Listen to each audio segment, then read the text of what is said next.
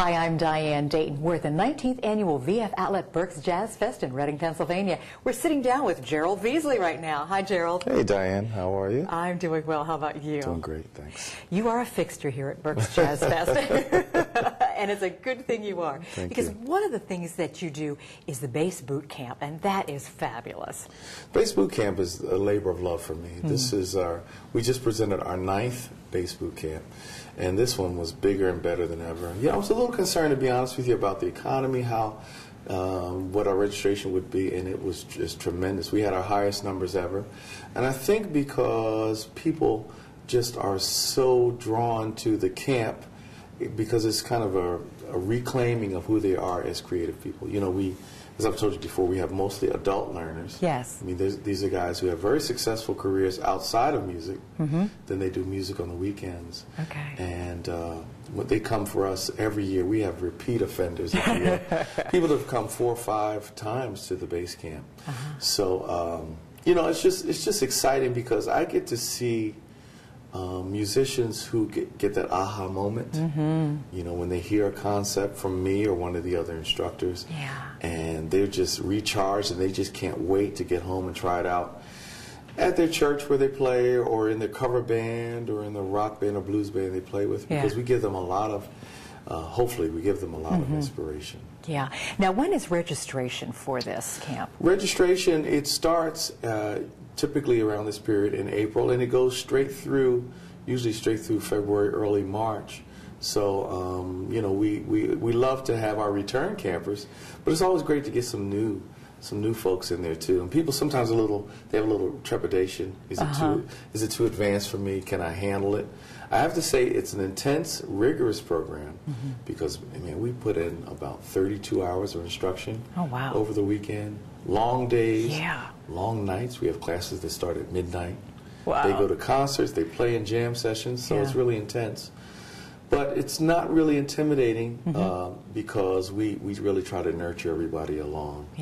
And so it's good for beginners, students who have only got a bass for Christmas can come. And it's good for the folks that have been playing for years and years and just kind of hit that plateau and want to get re-energized. That's what we're there for. That sounds great. Now, you've got a new band, right? And you're going to be touring and... Excuse me. Yeah, I've got a new band, which for the first time we brought in guitar. For years, you know, I didn't have a guitar player in my band. I would do 2 keyboard players. I have this marvelous musician by the name of Wendell Sewell. The cool thing about my band now is that everybody comes from kind of disparate, having disparate influences. Wendell is really known as a gospel and R&B musician. He's on the new Usher CD.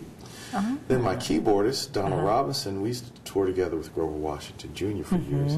But he's also a very successful R&B producer. He's produced people like, and pop producer, people like Vanessa Williams. Chris Farr, my music director, great saxophonist, who's worked with Maynard Ferguson and Jill Scott, you know, 2 entirely different worlds.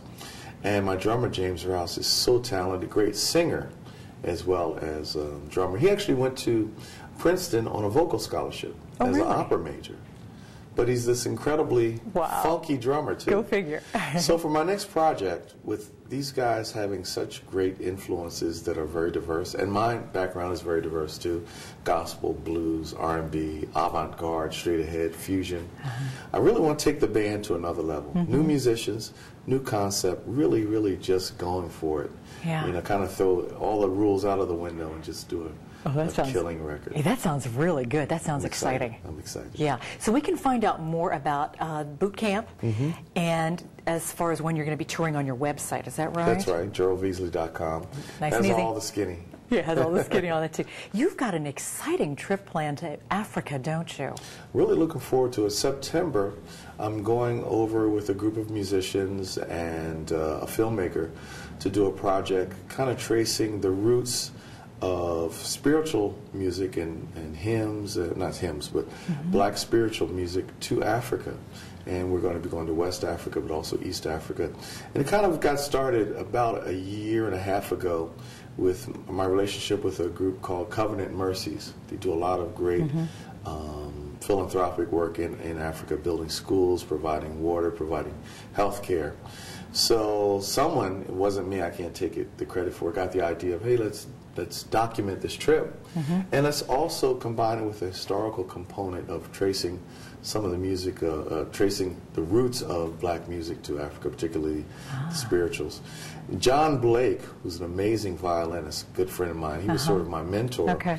He's been doing a project of taking some of the spirituals and putting jazz interpretation to them.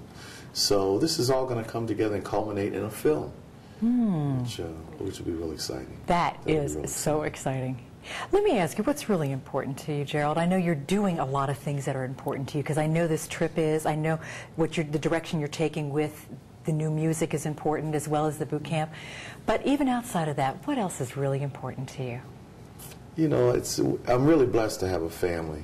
That's super important, because my family gives me the inspiration to go out and do what I do. You know, my daughter, she's 12 now, and she just keeps me really going.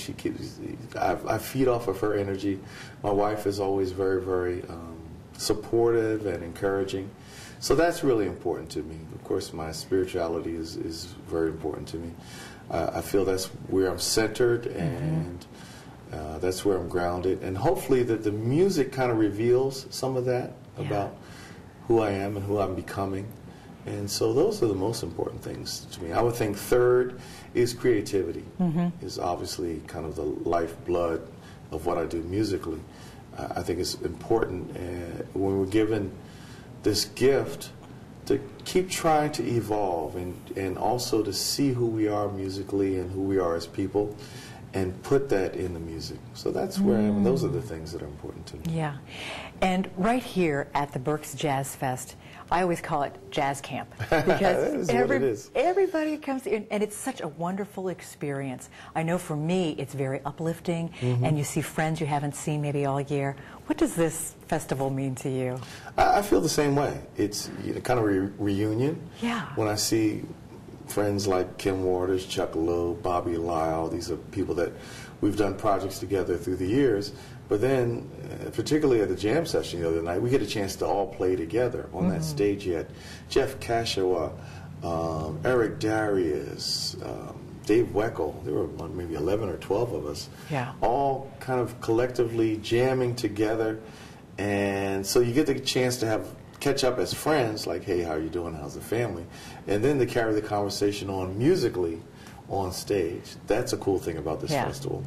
Second thing that's great about this festival versus some of the others that I've taken part in is the engagement with the audience. It's not just for the 90 minutes that you're on stage. It's, you see them in the restaurant, you see them walking down the hall, you see them at the mall. They're, because everybody kind of converges on Berks County here on the East Coast this one time, 10 days out of the year. They come from all over, and the musicians, we can't hide. No. It's up close and personal, and you start to develop some friendships of just with the people who come and love the music from year after year. And then the third thing that really sets this festival apart is the fact that you'll see artists doing things that they don't do at other festivals. For us, we presented this year the music of Stevie Wonder, which I've never done really a Stevie Wonder show. But this environment allows you to try new things. Yes. So we brought in Najee, the great saxophonist, brought in Nina Freelon and Joe McBride, and we did an entirely fresh project that you'll only see here at the Berks Jazz Fest. And that's what it's all about here. Thank you so much for taking time with us today. It's always good to see you, Gerald. I would love it. And we're coming to you from the 19th Annual VF Outlet Berks Jazz Fest in Reading, Pennsylvania.